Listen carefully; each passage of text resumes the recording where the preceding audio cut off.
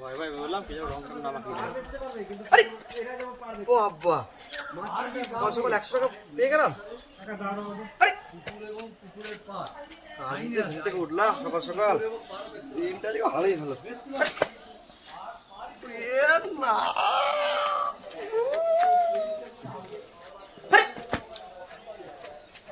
চারশো কিন্তু আরো টাকা আছে নাকি? এই তো পেয়েছি।